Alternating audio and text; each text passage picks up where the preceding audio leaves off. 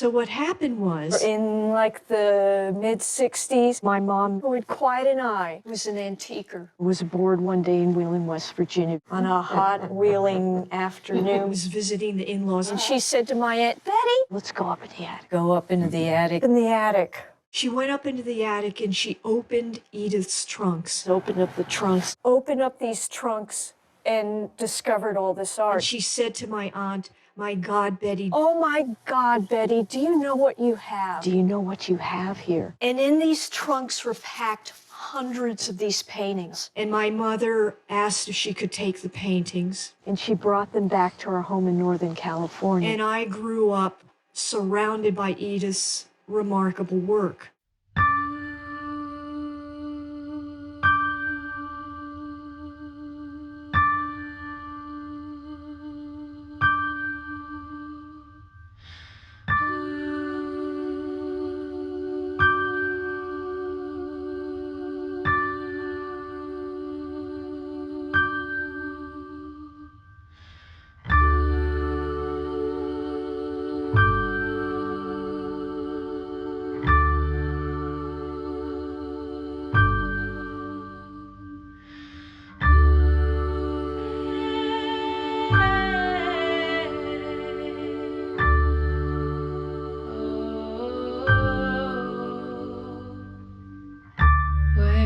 Is light, there is a dream.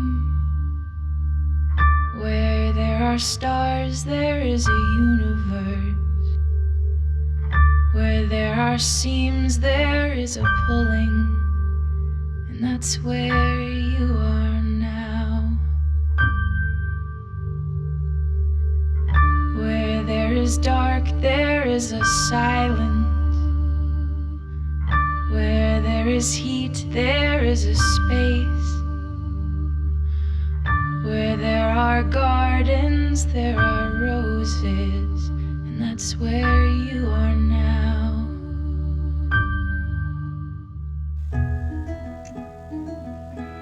Okay, this is everything I know about my great aunt Edith. In 1888, Edith, who's only 19 years old, leaves her family home in Wheeling, West Virginia, and takes off for New York City to study at the Art Students League. She gets to take classes with the top art teachers in America, and she thrives.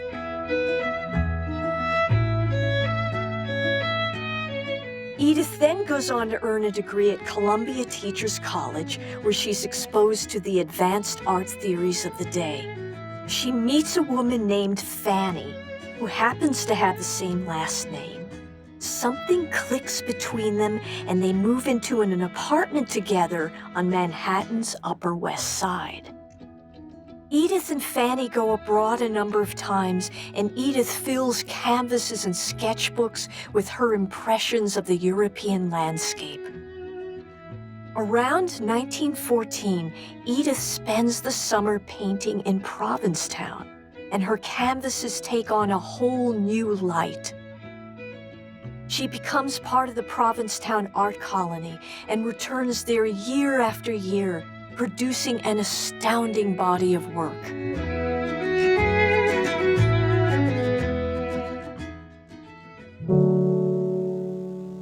And then everything changed. In 1924, a family lawyer signs Edith into the Sheppard Pratt Hospital in Baltimore, a sanitarium for the mentally ill. This lawyer, George Rogers, then proceeds to siphon off funds from her inheritance. Fanny, who's been her companion for 25 years, disappears from her life. Fanny dies in 1931. In 1935, Edith is transferred to the Huntington State Hospital in West Virginia, where she suffers extreme neglect. Edith dies in 1957. She had spent the last 32 years of her life locked away.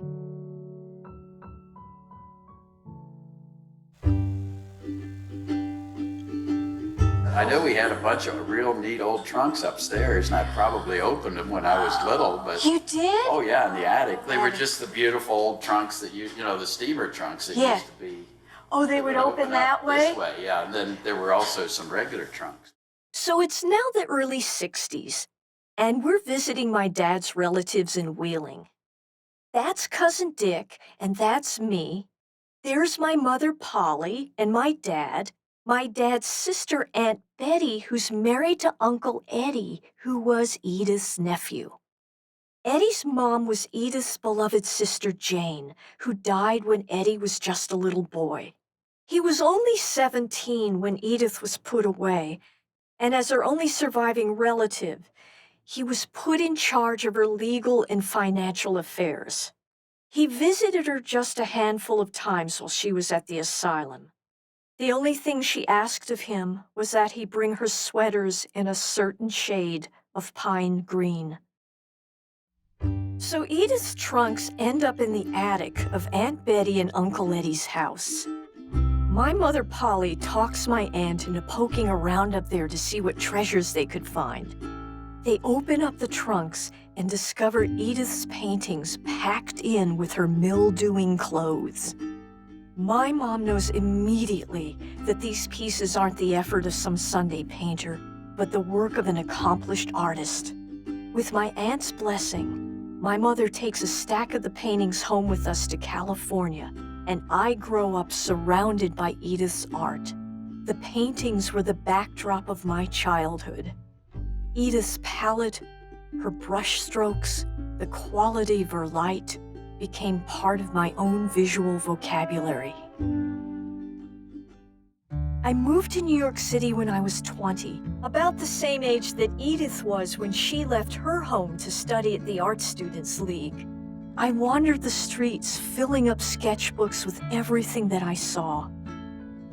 Around that time, my aunt gave me a few of Edith's sketchbooks, and I was astonished to see that I was drawn to the same kinds of scenes that Edith had sketched 60 years before. It seemed that the two of us, born almost a century apart, were leading parallel lives. I needed to find out as much about Edith as I could, so I went to Provincetown looking for traces of her life. I showed her work around, armed with only a bunch of slides. No one had ever heard of her, and frankly, no one gave a rat's ass. So I took a long break from Edith. I had my own career to worry about, but I just couldn't let her story go. I'm now in my late 50s, which is the same age that Edith was when she was put away, but I'm still productive. I'm still very much loved, and I have the life that Edith should have had. And this, Rafi, back in the 70s, when I wanted to show people Those are Edith's... photos, right? Yeah, they're slides. Oh my God. So I didn't have my iPad, and this is how people went to galleries and Wait, they... you don't want that to... they- Hold it. That kind of looks like me. Yeah, it does, doesn't it? This, well, it looks like a woman now because I tilted it, but like the posture The little for like boy. a second, yeah. Yeah. So I'm taking up the Edith cause once again to unravel the mystery of her lost life and return her work to Provincetown. I'm sure if Edith were around, she'd tell me that I don't owe her a thing. But I do. It's time. It's time to give her story a better ending. This is like Christmas. It is like morning. Christmas. It's so much like It's Christmas. It's Christmas. We've been shaking the box for weeks. Yeah. So Cousin Kathy called us and said she had a discovery. And I found a box today that I was looking through that had old books in it. And there was one that was called The Square Book of Animals, and it was Edith Wilkinson's. The next book that I picked up was Joan of Arc. Now, Joan of Arc has this crazy significance. I said, Tessie, do you remember the very first present you ever gave me was a Joan of Arc book? You ready for this? To Edith Wilkinson from Fannie M. Wilkinson. Oh!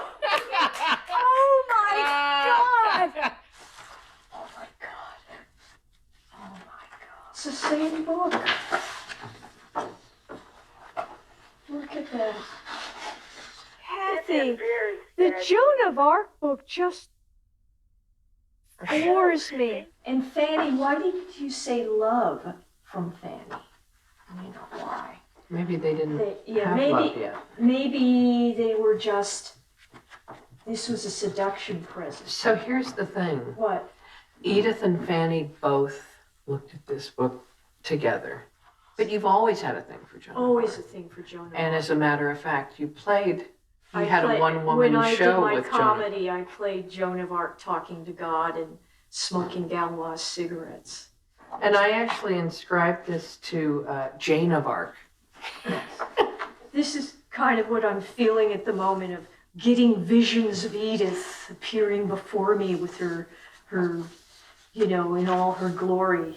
It's a marvelous and slightly spooky exercise that I'm going through, resurrecting Edith's work and her name and finding things out. Some people have been saying to us, well, Edith's spirit is guiding you.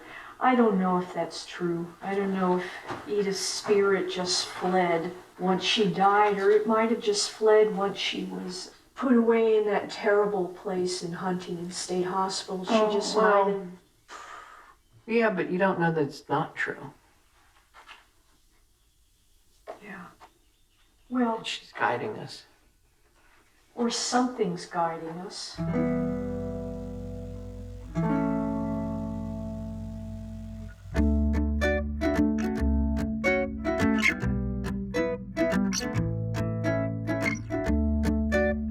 I'm trying to remember how we found each other. Someone had forwarded me the website. The only ones I've seen were the ones that were on the website. You also have the website. And then I went home and went to the website. So why do you think it's different now? Is it because I have this website? Yeah.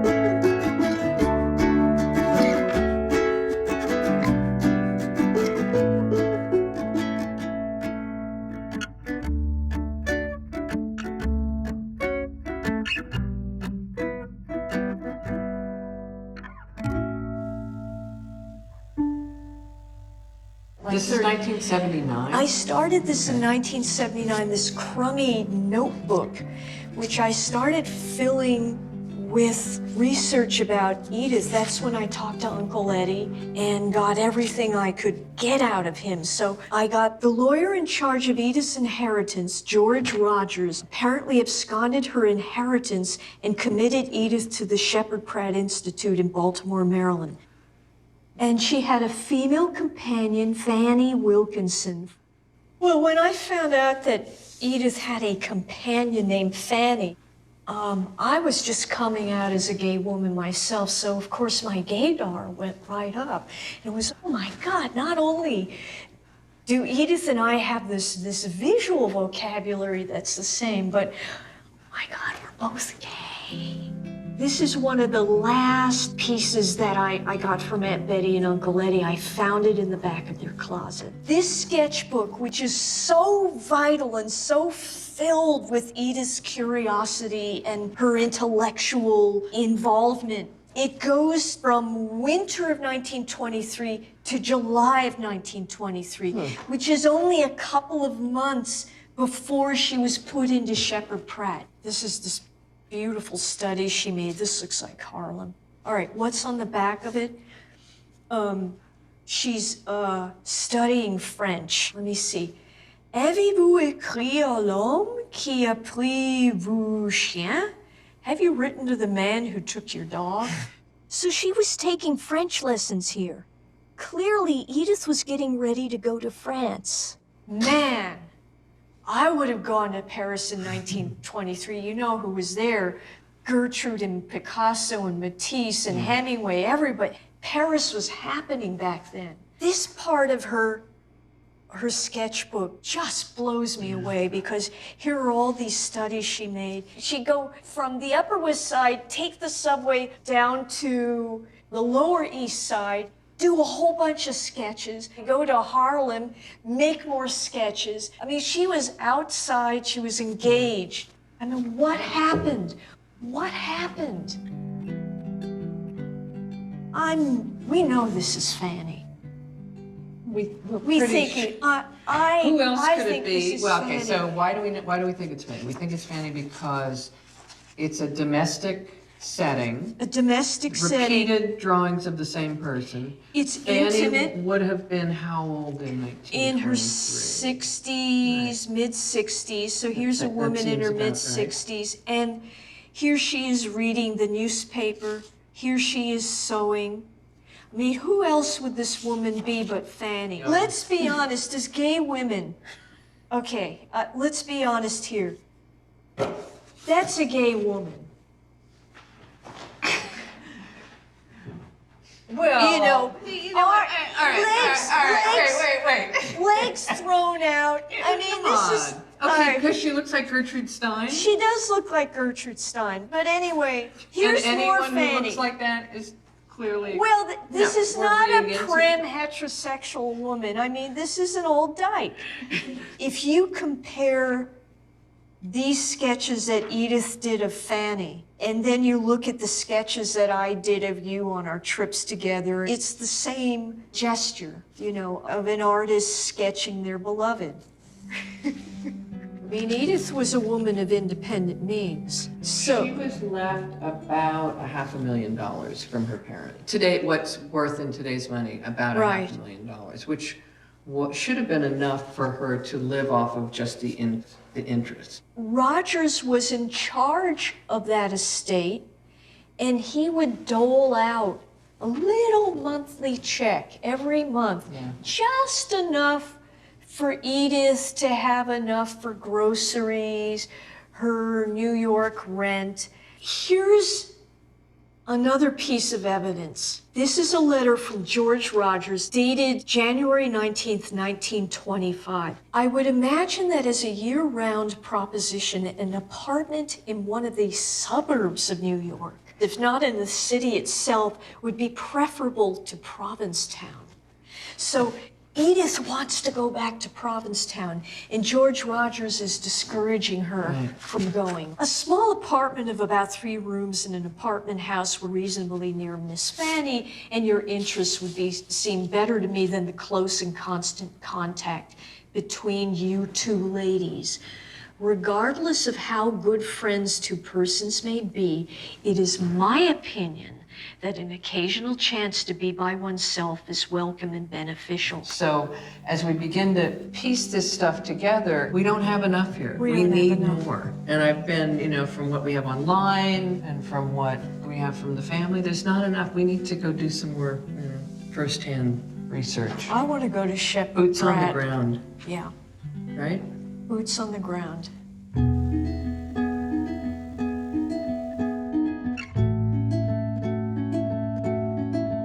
I wonder if she was sad or relieved to be checking in. Undoubtedly, Mr. George Rogers was sitting on the train seat next to her. Was he smoking a cigarette? Was he reading a newspaper? Was he chit-chatting, prattling on while Edith just stared out the train window? There was a garden.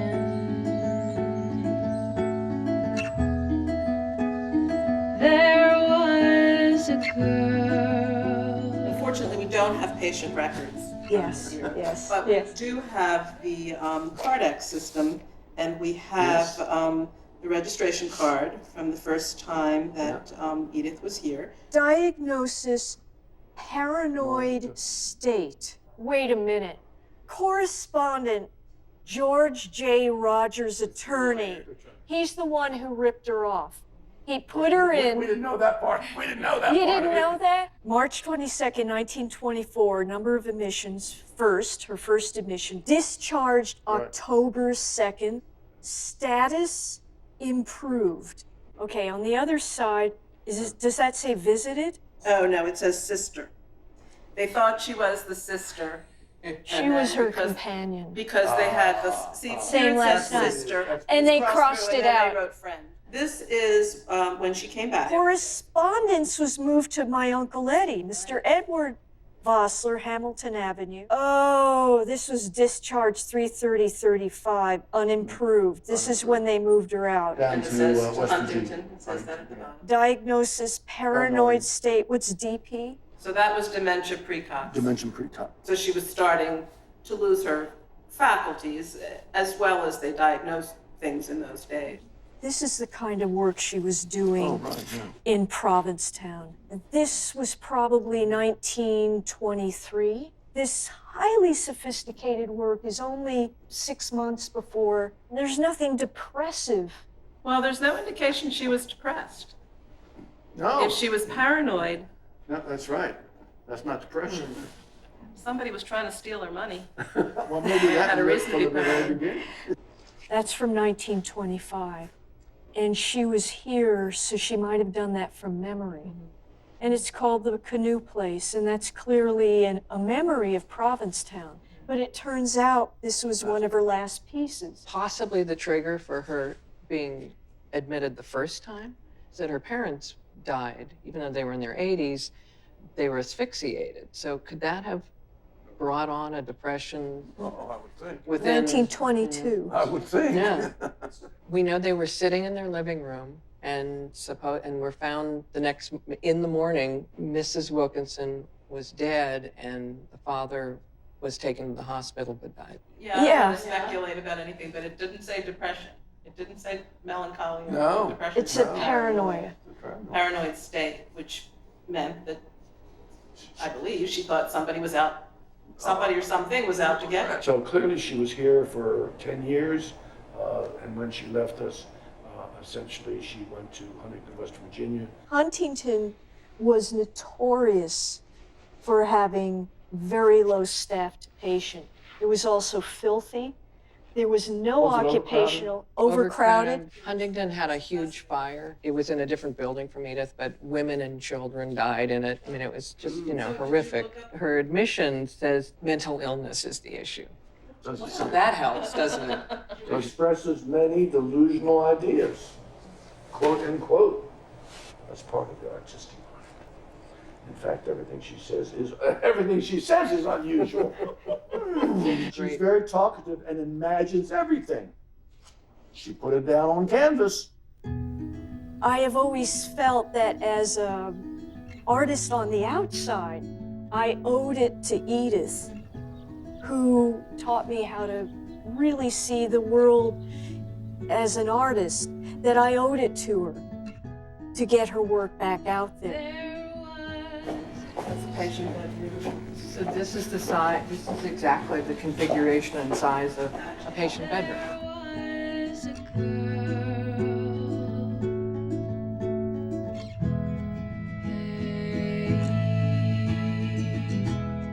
I had a kind nurse stand at the door there and say, "Miss Wilkinson, come on out. It's a beautiful day. Come on, Miss Wilkinson." And did Fanny ever visit her in the room?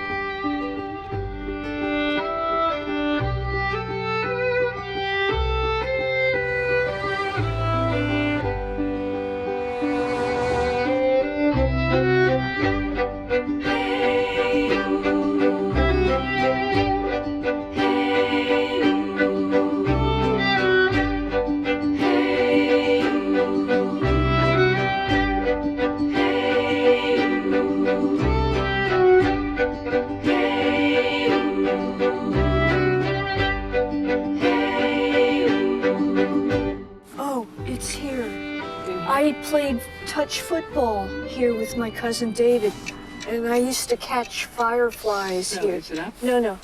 Just keep going. Go left. It should be. Did they take it down? What was the This is it. This is it. That yellow one? Yeah. Well, Yeah, it has look. an attic. It looks exactly the I same. know. So Grandma and Grandpa built this house in 1922, and then Uncle Eddie married Aunt Betty, and they moved into this house. And the attic where Edith's trunks ended up is in this house. We're doing a documentary about my great Aunt Edith. I'm just wondering if you would let us film your attic. Because We'd have to give us a couple days to clean up there. oh, is it a mess up Yeah, there? it's a mess. Yes, it is. But there's no paintings in there. I know. I have some ladies in here, and they're looking for works by Edith Lake Wilkinson. Have you ever heard of Edith Lake Wilkinson or Edith? She would sell it. She would also sign her pieces ELW. She did have one thing that was signed Wilkinson, but she can't remember the first name. There was a sheep painting. Okay, let me check just real quick. This is called Wilkinson. Oh yeah, that's not hers. But that's not hers. No. That's what I've seen. Definitely. I know I've probably picked up a couple things, but I wish I had them.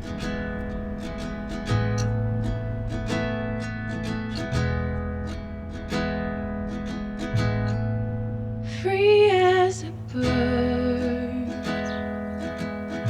Tessie, why don't you do one row, I'll do another.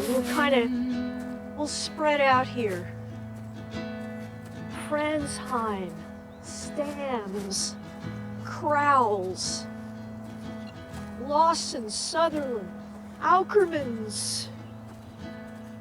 Well, the Rogers has a whole complex here.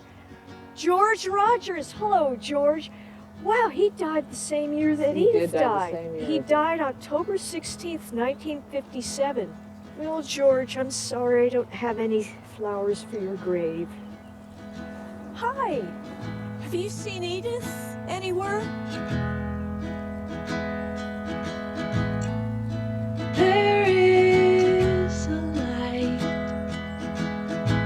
still burning inside us. Here they are. Tessie, Edith Lake, here she is.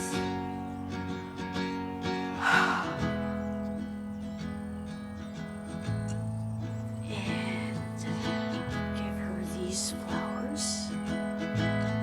We still wanna shine.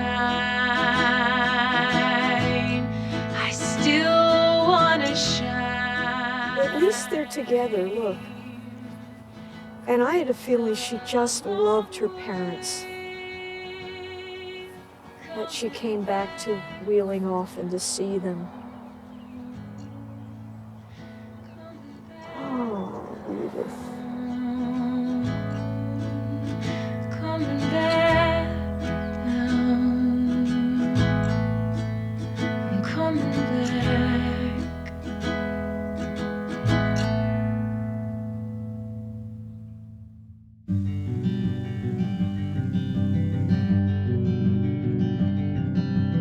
And you didn't really want that many Ediths.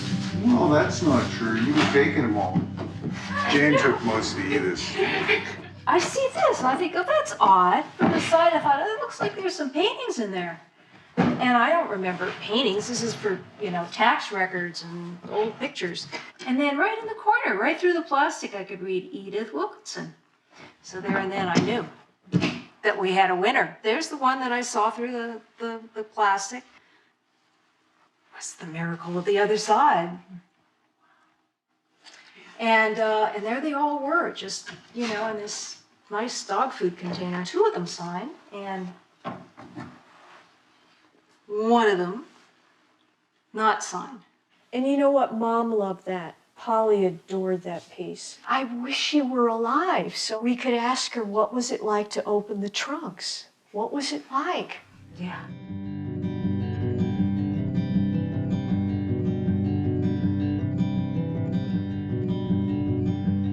So I think this is it.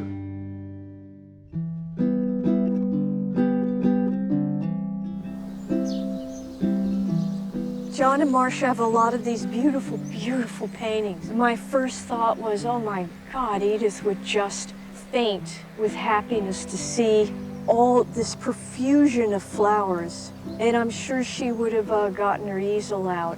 And I know just the spot she would be in. Probably right under that shade, right here. She'd probably be right over here. Right here.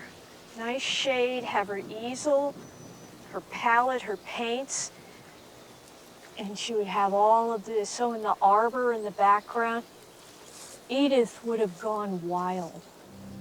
She really would. Polly was dying in the hospital when you brought this painting and hung it on the wall. Mm-hmm. Why did you choose this one? Well, I liked it, and I knew that she liked it. Well, you decorated her room. We had paintings. Yes, The yes. painting was there. Yeah, we decorated her room, but you guys thought of hanging an Edith in her room, Yeah. which was really a beautiful She thing. was surrounded by them most of her life. This building is still there. This is where we're showing her work because it's now an art gallery. Really? Yeah, Wow, that's neat. And where's there? at Provincetown. Okay, what else are you gonna take, Jane? I don't want to strip your place here. I'd actually love to take her, but I Oh, you don't. can take her if you want. Honest to God? Yeah. Oh, Marcia, thank you. Yeah, we'll pack these up really carefully. When the sun came, you hit the trail like an old cowboy bent for the wild road. And so I carved your name into all the tree legs, and we waited for you. Wow. All right, so here we have, this is a floor plan of the Larkin Gallery. And what we've basically done is Tess measured it out in the space, and we kind of leaned up all the paintings to see how many we need and what would fit. We have to decide wall color. Really? Yeah. That's what you did with these?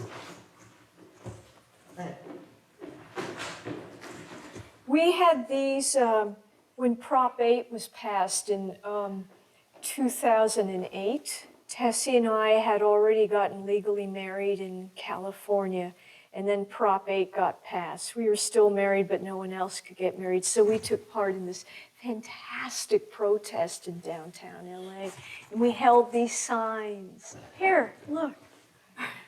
Okay, now switch. Do you know what the name of it is? What? Enchanting Ivy. That would be a nice name for a hooker. I was gonna say a porn name, good porn name, Enchanting Ivy.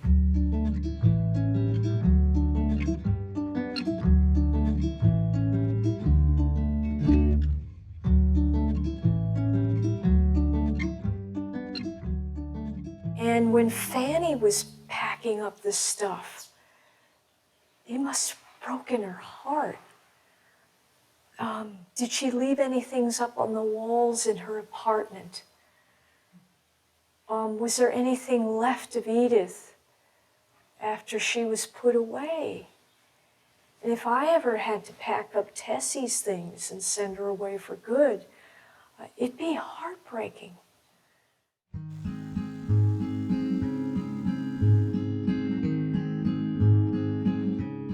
I know we're not supposed to talk about who else is created here in this incredible place because we made an agreement because it's top secret. But I'm walking around looking at all the other artists, some of the greatest of the greats. But it's so moving to me. And these artists, of course, were way, way, way, way after Edith. And she might not have even understood the work of some of these artists because they're so contemporary and some are conceptual and some are pop. But if she knew that she was in the presence of some of the greatest later 20th century artists, she would have been blown away.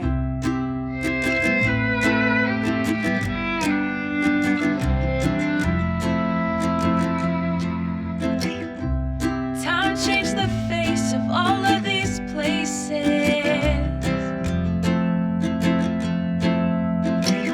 And all of the buildings had risen like children. The city lines outgrew their marks. But I had all that I needed. You were my home through the fights and the falling. You were my home through the cracks and the calling. And I may search the world for truth, but it's only another word for you. I may search Provincetown. How are you? I'm glad you made it. Sorry we're late. Hi, Abby. I may search the world for truth, but it's only another word for you. Provincetown was known as Helltown.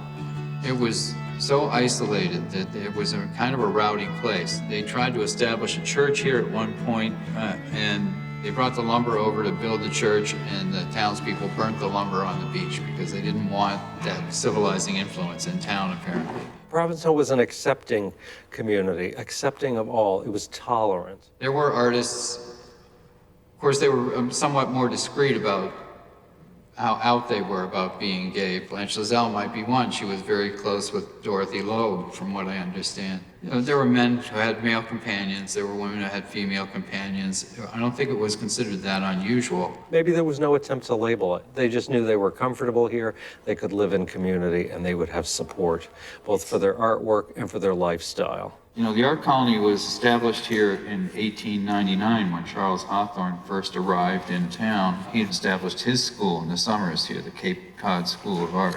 You have to imagine, starting in 1899, 300, 600 art students coming every year. At the time Edith was here, there were at least 3 schools of art.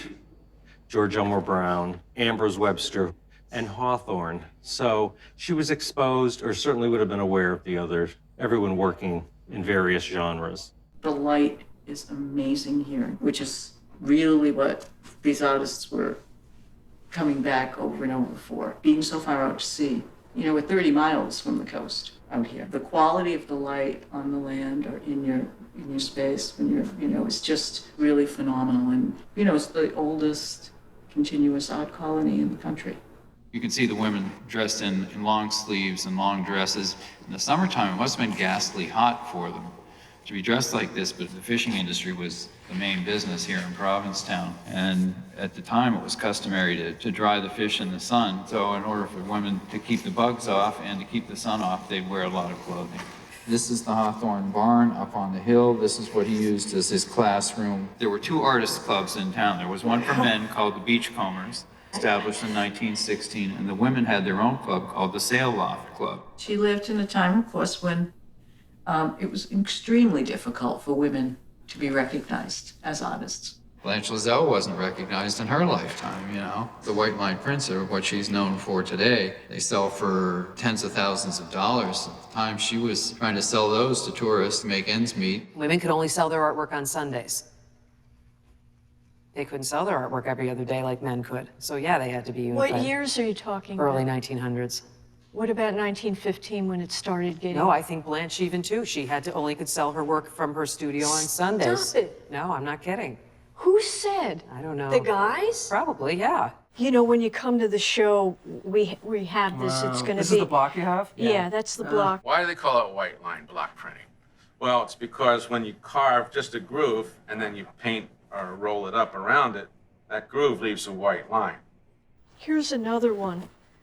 And look, it's dated 1914, which is just in the beginning, right? Very early. This pushes back the date of when they think they started, if it's 1914. 1914. 6 artists formed the Provincetown Printers, or Provincetown Printmakers.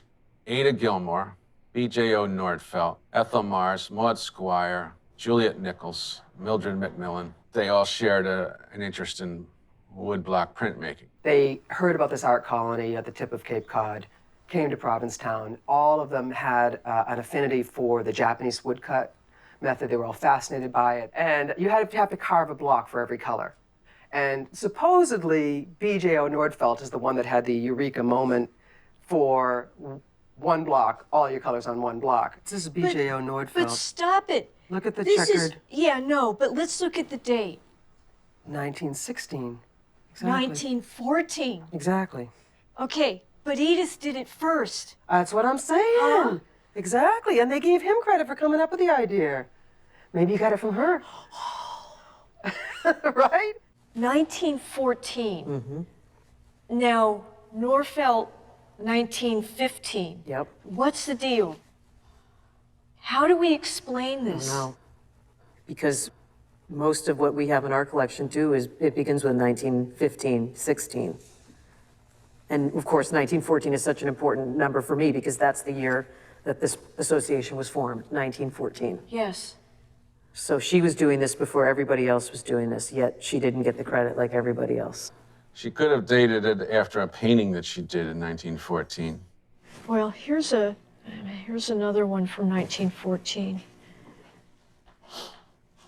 Yeah, that's interesting. Maybe the Nordfelt technique was in 1914 and not 15, but we often, that is interesting. Our friend Bill even said, well, maybe she predate. Yeah. But not twice. And I suspect if you look hard enough, you're going to find a third one. And I think what you found in that trunk was just a little bit of it. So there's more out there. And this town holds secrets. They're always opening a trunk somewhere here and finding letters and stuff like that. Ada Gilmore was one of the artists who was in that original group. And she wrote a piece in 1956 when Blanche Chazelle died, describing how Nordfelt came up with the idea. Who knows where Ada Gilmore's memory was? There could have been competition. People don't always do the right thing. And it may have been intentional and it may not have been intentional. That's the thing. There's some things you're going to have to let go of and just speculate and say, it could have been this, or it could have been that, or it could have been that. We'll never really know. But one thing we do know is the work speaks for itself. I wanted to honor the people who were the original members of this group. So I started a series of portraits of these early artists. This is a portrait of Edna Boyce Hopkins. Blanche was best known for this synthetic cubism. There's Ada Gilmore, Maud Squire, Ethel Mars. So do you think if Edith hadn't gotten put away, she would have ended up in a portrait by you? I mean, do you think the talent of It's not too late. Do you have a photograph of her? I will add her to my list. Yes, this is a picture that Blanche took of her, and this is a picture of her on Blanche's. Oh, that's it. Isn't it? With the hollyhocks and the thing. Oh, yeah. Okay, great. Shall I send it to you Maybe- right now? will you? Will you? Yeah, Will let's you? do it right. Oh, how do we do this? I mean, I grew up in a town full of people. Everybody was an artist, you know? Are you an artist? No, I'm a collector. Somebody has to be an appreciator. The reason I'm talking to you is you might have come across her work, so I'm going to Never let. have seen a piece of her work at all. Or maybe you'll recognize. I might. My God, she could paint. She was I know. amazing. Yeah. I'm really blown away. That's kick-ass. I wouldn't walk by that. I mean, I would see that in the show, and I would just say, woof. That's a sweetheart. Slow down, slow down. Woof, woof.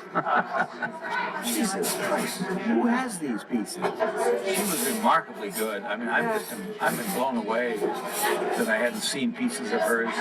They just must not have been around. Because, my God, if they'd been around, I'd have certainly grabbed a bunch of all I could have. You really got your hands full of a powerful artist. If she gets released into the world, it's going to make a difference to a lot of people. She'll be very collectible.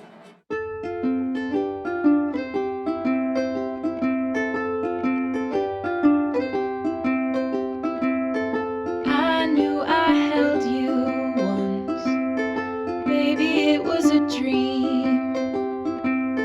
The day couldn't keep me by your side. I still remain.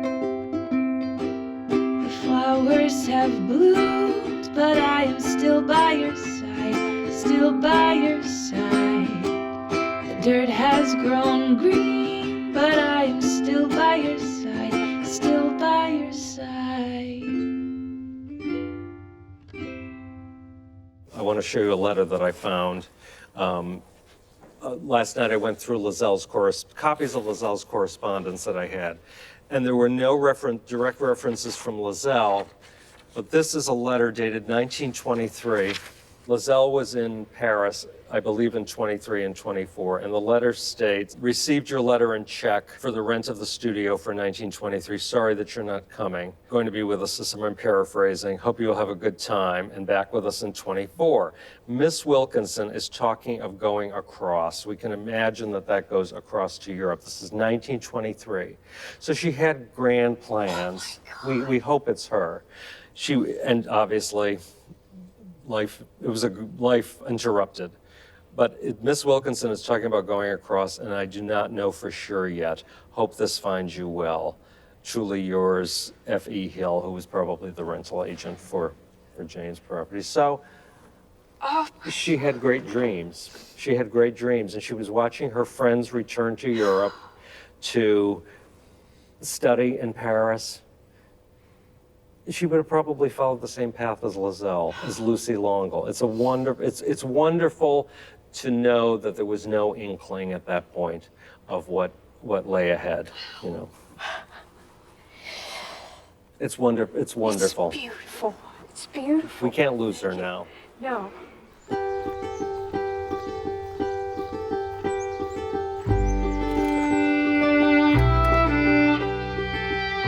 Show me I'll show you a couple of things I pulled. Now you saw the Provincetown Art Association thing already, so. But I didn't get to hold it without a white glove or. Now I'm feeling I should go up and get a white your glove for you. She had a lot in the show, and this would be at Town Hall. Town Hall, yeah, the first show. I'm guessing you may have never seen these. I haven't seen this. What's this? This is an exhibition of woodblock prints with the Provincetown printers closing April 16th, 1921, in New York City at the Brown Robertson Gallery. Let's see here the group. There she is. She was in New York City. She was in New York City. Wait a minute. Nordfeldts were 30. Come on, Nordfeldts were 30 and Ediths were 30. And look at Blanche was 20, 25, and 30. So she's right up there. How did Edith have the balls to charge that? Oh my God! This is huge! Then she went to New Orleans. What? The beginning of the year, she's in Chicago. She made it to Chicago. So the year 1921 was like a big fat group show. And Yeah, it they were just went all around. starting to take shape. And she was part of this group.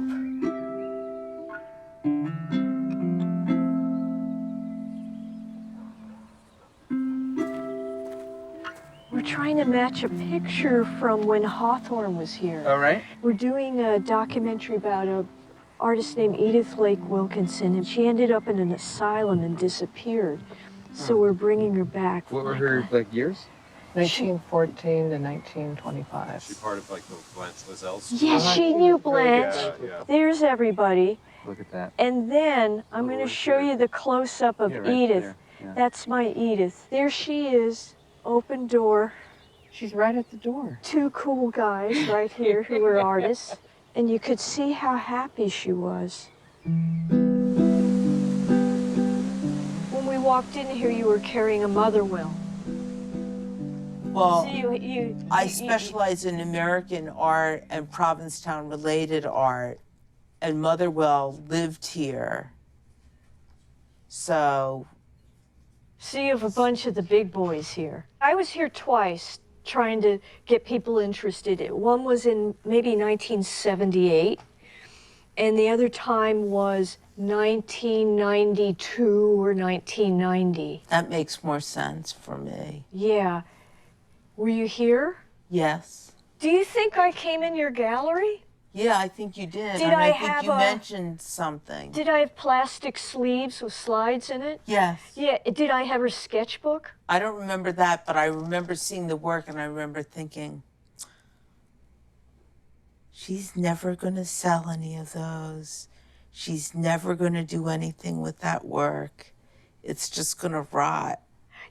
You really remember that? Yeah. For someone who loves art, to think that people aren't going to see it, it sounded more like you were just holding on to the work. Is it necessary to sell a piece in order to give it value? No, a piece has value regardless of whether it's sold or not. I mean, how do you define value? It has value because she did it. It has value because it's a piece of history. It has value because she happened to be good. I mean, I have seen work by artists that unfortunately there's a body of work, but it's not good. So you're lucky. She was a good artist. And she captured history in time. So what's the rumor about this? That some old dead woman is coming back to Provincetown. Do you think she's inside? Well, we did have someone who thought she heard knocking and came back the second day to put her ear to the box. Seriously, or is it a joke? Seriously. Seriously, she thought she heard knocking. Well, someone was accidentally locked in the bathroom. So, and she misheard where it was coming from. Here's a drill. Who's the butchest of the group? Well, you tell me. Easy killer.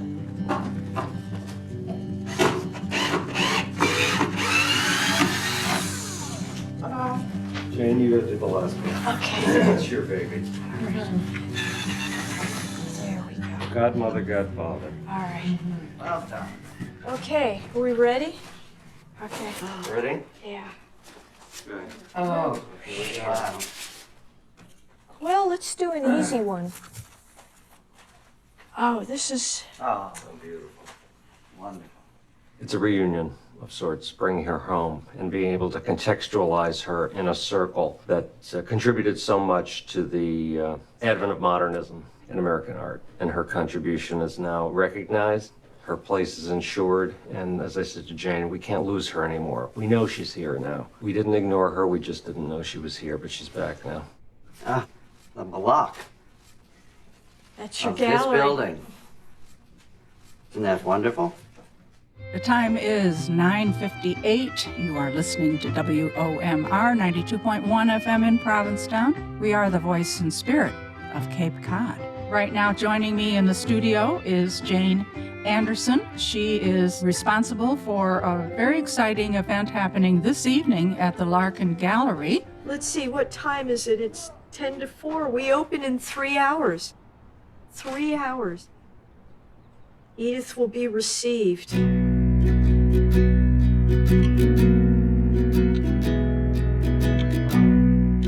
Janie, this is the night that we've been gearing towards for a year. I can't quite conceive of it at the moment.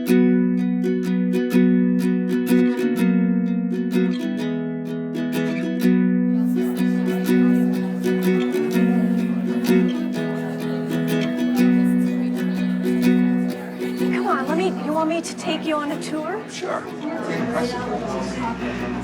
These all her works too? This is all, the whole gallery. The gallery is full of her work. Yeah. It's so nice to see them up. Isn't it This is nice? great. I read the story. I was like, I'm blown away. You're the niece. Are you Yes, the niece? yeah, I'm the grandniece, yes. Unbelievable. I read it yesterday and I was like, this should be a movie. Well, it is. I am not writing these things to be difficult. I am just giving them up as an offering. And how could it be so easy for you and so hard for me?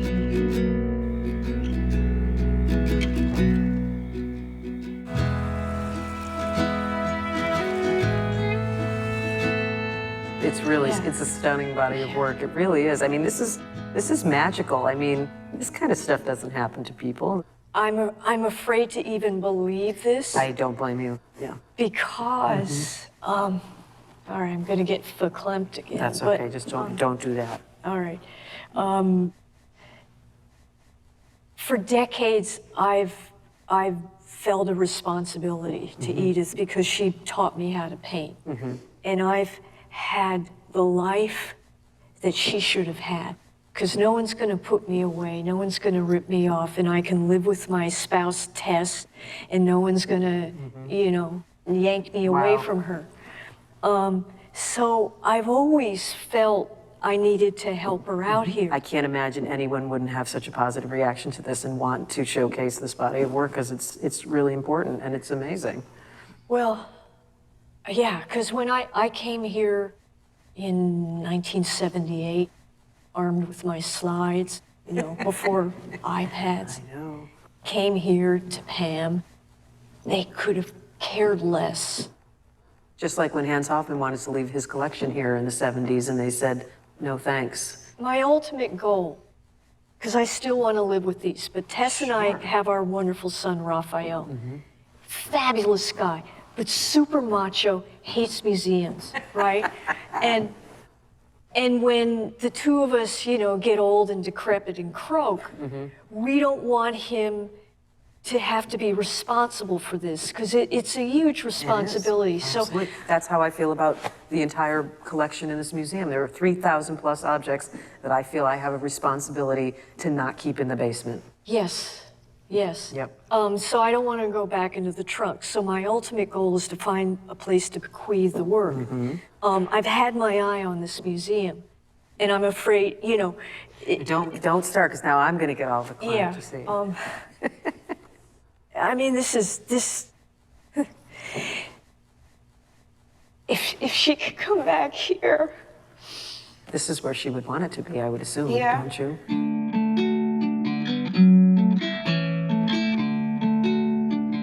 You would have loved being in Provincetown because people talked about the exhibit as if there was a person there. They would Yes. say, Yes. let's go see Edith. Let's go visit Edith. Let's go back to Edith. Let's, you know, I mean, she was there. It wasn't just that the art was there. She was back in Provincetown.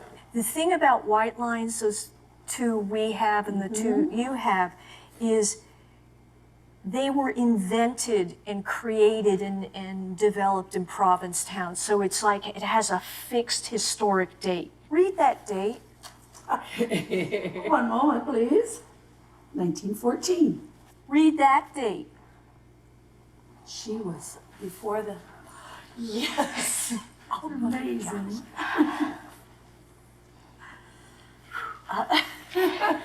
What are the tears?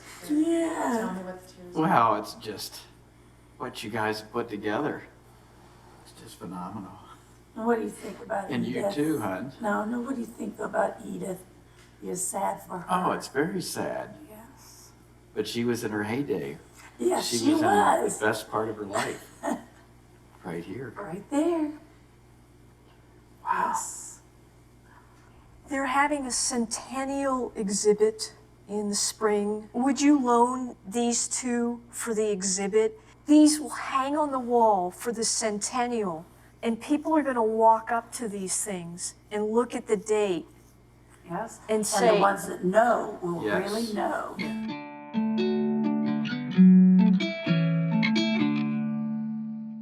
come nobody knows about her? That's the question. Did she live here year-round? Do you think she was institutionalized because she was gay? Did she continue to paint when she was in the asylum? I mean, what was going on with her?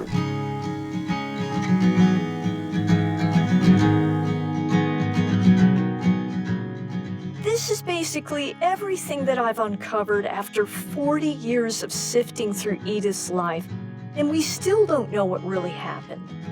I don't know if it's fair to use a psychic in a documentary, but at this point, what the hell, our director said, let's give it a try.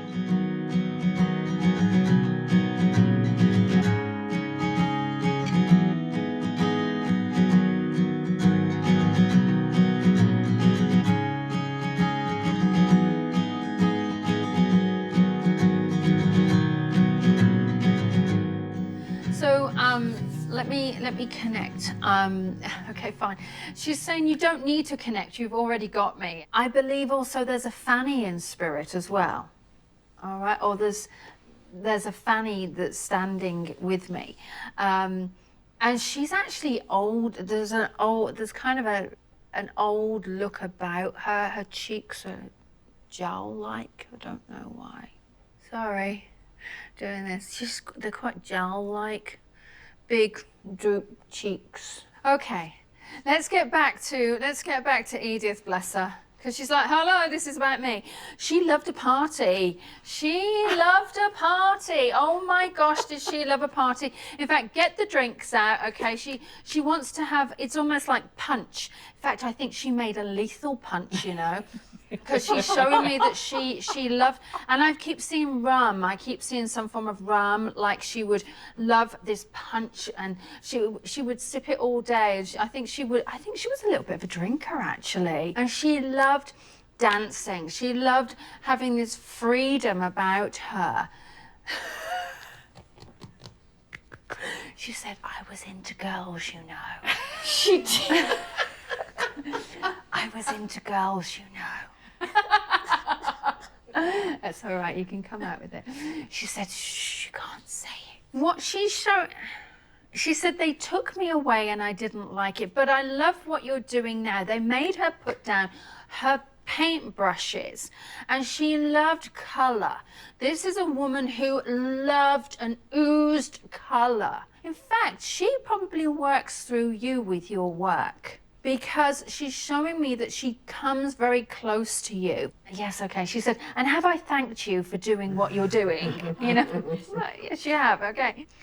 Okay, I'm gonna talk to Fanny here, because she's saying that I upset Edith. We lived together. There was a feeling that she lived together.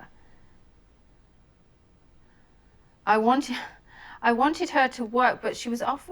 Edith was off with other women. Wow.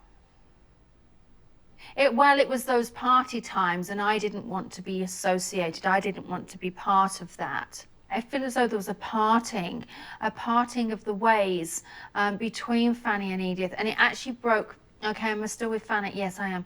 It broke Fanny's heart, actually, in many, many respects. It really broke her heart a great deal. And what she's showing me is that there was a big argument. There was a big argument here. Oh, Edith found Fanny too controlling. Did Fanny sign her into the hospital? Because I kept being shown there was a signing from Fanny. Co-signed. She co-signed. But there was there was a gentleman. Yes. And would he have been an attorney? Yes. Thank you. Because I kept being shown here that there is a connection to an attorney who also... It was a deal. It was a deal, and they promised to get me out. It was the way that they could separate. Because they were together and they lived in the same apartment, didn't they, or place? Yes.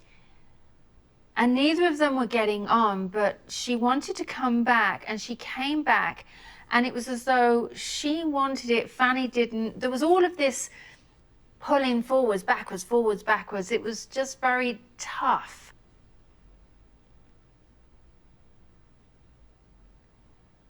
And they told me I wasn't of sane mind, and that I would only be away for a little while. She's saying, and this is why I want my story told, because actually at the next place, I think it was very heavy drugs. Heavy drugs. And you learnt to be quiet. She had absolutely no one to turn to, and that's what created her issues. She said anybody in those walls would go insane. What about Provincetown? What about her years there? What were her happiest times? Oh my gosh, she just lit up then when you mentioned Provincetown. Cha-ching! I'm like, okay. Very much, Provincetown was her heart. It was her heart. And what she's showing me is that her being in Provincetown was the best years of her life. This is interesting because she fell in love with a woman called Emily. And this was a woman that she met in Provincetown. And what she was showing me is I was feeling myself in bed with this woman. Oh. But Fanny found out. And I feel as though Fanny found them and discovered them. Because Fanny didn't always go to Provincetown. And that is what caused the breakup. And did she ever do a drawing of a female? Yes. A couple, yeah. I keep being shown the female. Okay, have you got the pictures? Because she keeps saying one is Emily. Oh, well. Which one? It's the one on cardboard, the one with all the color. The one with all the color, pencil maybe? Oh, the pastel? Yeah, pastel. I think that's it. One is Emily. Oh my gosh. Oh my gosh. Is that Emily? Oh my gosh. Yes. But she fell in love with Emily. Oh, she just said, I remember this. Watch your glasses. Oh, yeah. I remember this. She kept a lot of things in here, didn't she? A lot of, Emily was in here. This was her life. This went everywhere with her. Oh, gosh. There's a lot of arguments that have been over this. Oh. Oh my gosh, they were a feisty couple. I think Fanny found Emily in here. It was under the bed. It was under the bed. That's where she stored it, under the bed.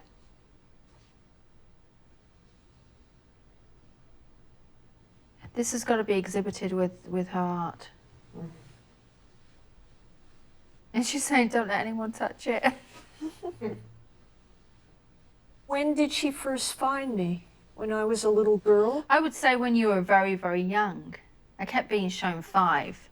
And why did she come to me? Because you were like her. And you were like her?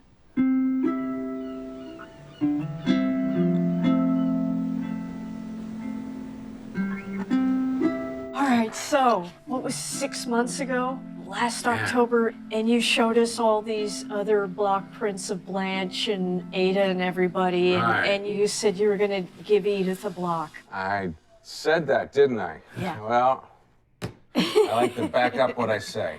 You turned me on to this great photograph of Edith sitting on Blanche's deck. What was going through your head while you were carving this one? Well, I was imagining her. She's here. She's hanging out with Blanche Lazelle. They're buddies. They were friends, fellow artists. You know, she's sharing things with her colleague. They're making great art together. You know, sometimes that's enough.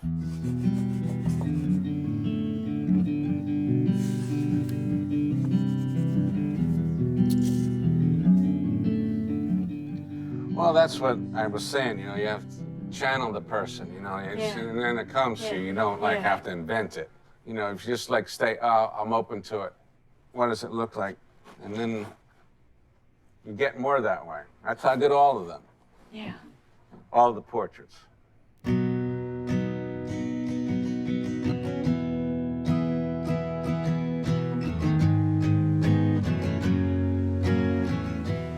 I do imagine what it was like for her. I've thought about it a lot. Yeah, I do imagine. And then really taking her art away from her too, if she wasn't producing anymore, if she wasn't expressing her feelings that way. Clearly she expressed herself through her art. She wasn't doing that anymore. What was she doing? You know? What was she doing all day? Don't know. Why didn't anybody go to the asylum, pull Edith the hell out of there? Who has the leverage to travel there, the money, the time, the ability to go there and then advocate for her? Doesn't mean that people didn't have any feelings about it, but what were they going to do? Who was going to take action? Who was going to do something? You know, she didn't have a strong person in her corner that was going to fight to get her out. Yeah. So there she stayed. There was a fire in the kitchen.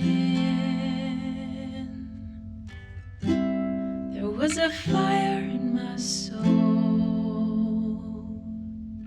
And you might call it something different.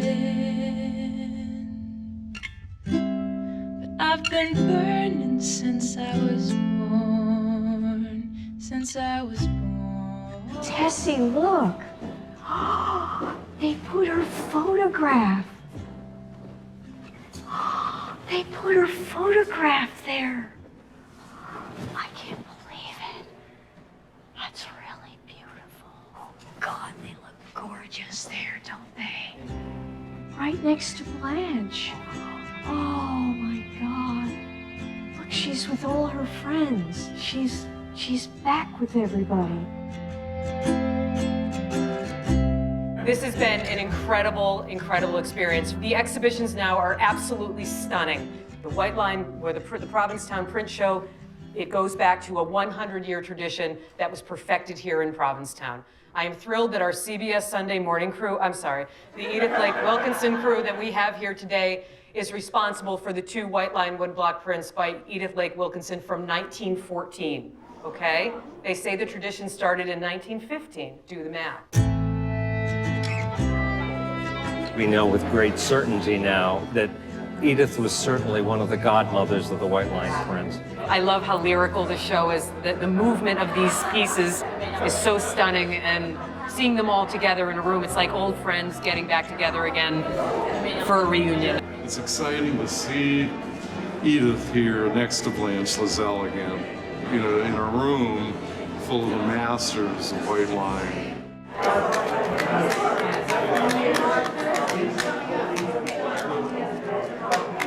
Edith has unpacked and she is staying.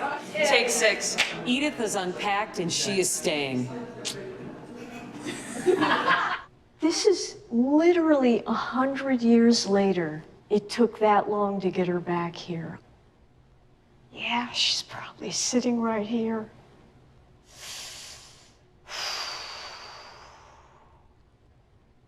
She'd be walking around tonight with a glass of rum punch. Yes, Edith would be having a glass of rum punch. And probably Blanche would be sitting like this, you know, not hearing, and maybe she'd have a little nip. Maybe Edith and Blanche would sit together and nod and say, boy, those white lines were a bitch to make. Oh, carving them all winter, and oh, I got sick of them. But they look nice. Aren't they gorgeous? Look at the colors. Those 2 prints wouldn't be on that wall right now if you hadn't wanted to change Edith's story. No, they wouldn't have been there. And I decided that nobody would tell me.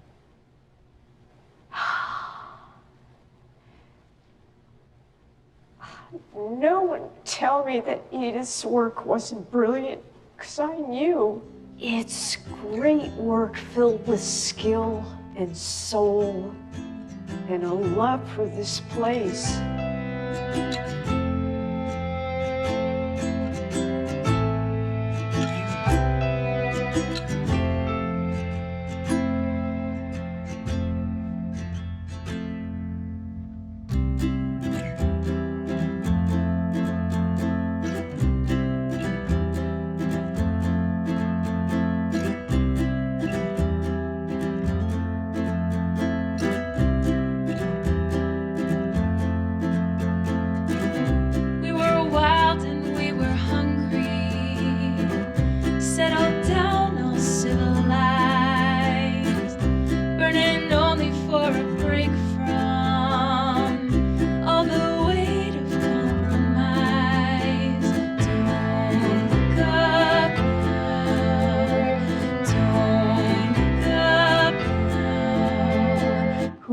what else is out there.